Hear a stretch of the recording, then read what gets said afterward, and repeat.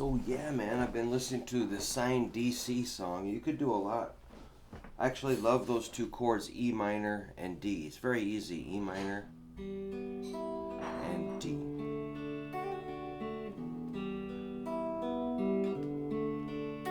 So I'm doing like a hammer-on pull-off on the D, an F sharp to G to F sharp, which would be your middle finger going to your pinky.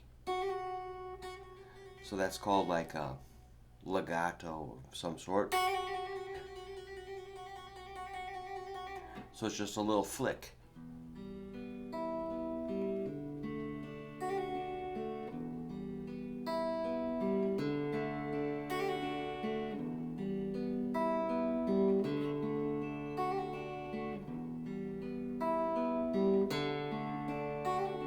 So right hand is doing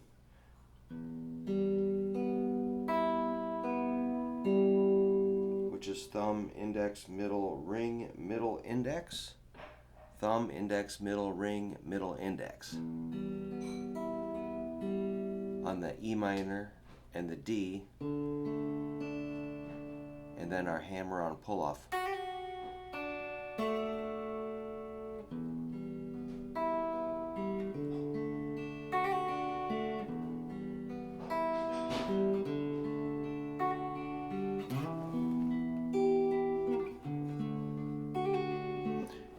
So yeah, if you played the song enough, you'd probably end up on the bar chords at some point, but you know, flexibility.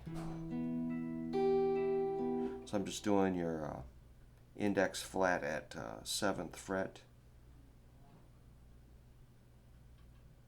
on 5 strings, and then middle ring pinky. Makes an A minor shape up here for our E minor chord. You could just hit the 4 middle strings if you want. And the D is 5th fret, index, and ring at 7th fret. It's an A major shape with the ring finger. And you could do the hammer-on pull-off. Pinky hits the 8 and pulls off on the 2nd string.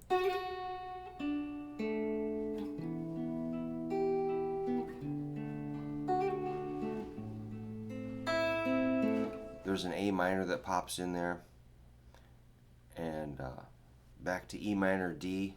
A minor would be like a bar chord. 5th fret, ring and pinky. Eventually there's a G and an F major 7. So for these bar chords like this, over the decades I've kind of got to, well, let's see where I'm doing here.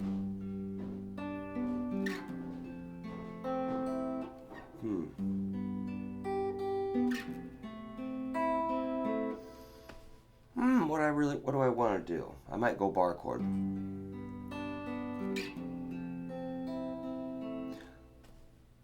I'm a little unsure, but thumb can come up. You make an E shape and your index hits 2nd string.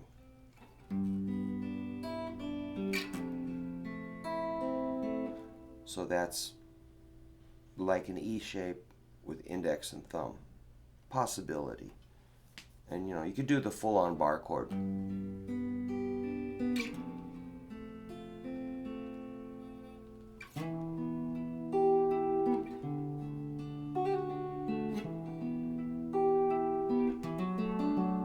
There's a good variation on that D.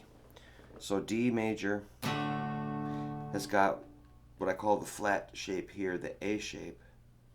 We're going to keep that, only use the index finger there at 7. So remember this, we're going to keep that, bring index up to cover the flat shape.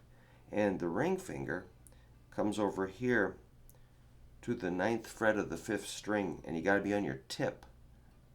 So this is flat and this is curled, and you're on your tip. We're concentrating on the 4 middle strings. Reason we do that, this gives us a 3rd interval in the bass. And it's just like the third is a really nice, kind of friendly note. The root is kind of like laying down the law. This is the root.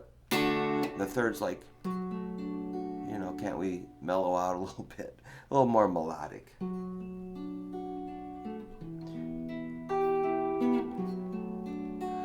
I always think of those as like on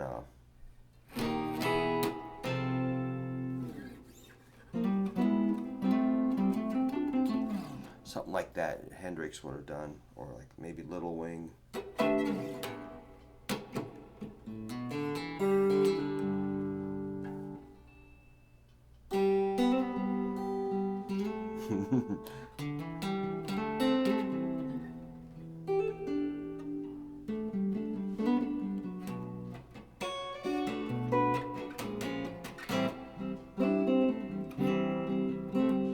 There it was.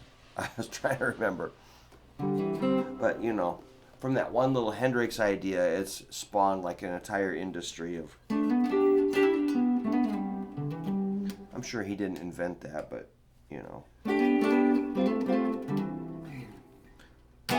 So that's what you can do for your D major.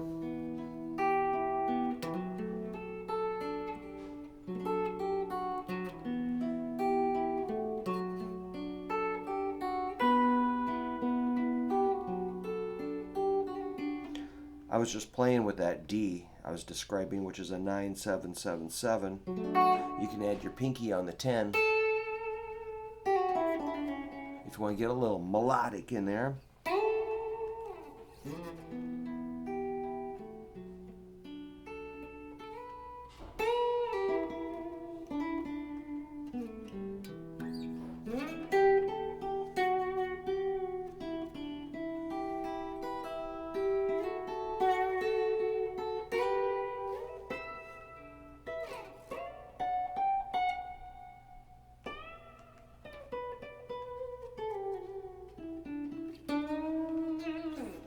Wow. So yeah, you can just kind of eventually kind of waddle around on those notes and have some fun.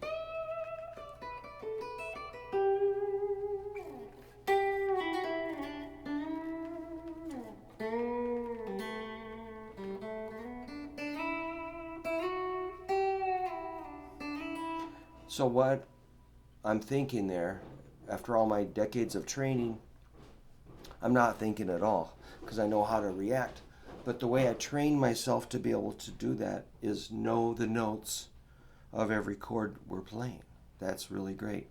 So I know E minor is made of E, G, and B. D major is made of D, F sharp, and A. And I know the shapes that those notes fall into. So I can go, on the E minor to a D major. So here's E minor. That was a E, G, E. Then I could throw in another E, G. It's pretty simple, really. Here's a B, E.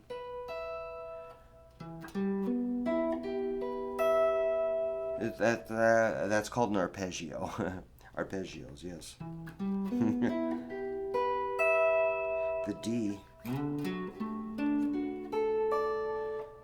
which is D, F sharp, A, D, F sharp, A, D. And I can show you all those, but it'd be really good if you, make sure you're putting in your time learning your notes up and down the neck so that you can, you got a chance at getting into this versus, I'm not sure what the disconnect is, but I suspect that is a big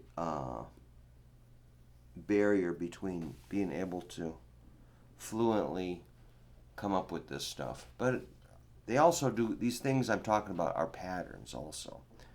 Like, yeah, and they're based on chord shape. So there's some logic in there. Getting after arpeggios, is like one of your best possible practices, in my opinion. It's like if there was a miracle tablet that makes you grow into a smarter guitar player, it would be arpeggio pills, so supplements. I recommend them. They're pretty fun. They sound so focused, you know, like E minor could be, but they're so flexible. That's an E minor chord played one note at a time. It sounds pretty awesome. Oops. And the D major, that's a D minor chord played one note at a time. So even though the song is fairly simple with just two chords, mostly, if I was playing that, you know, night after night, I could come up with a lot of interesting things to do. You know, if like the singer is strumming an acoustic and singing, he's having fun over there, and I'm just bouncing off stuff in the background.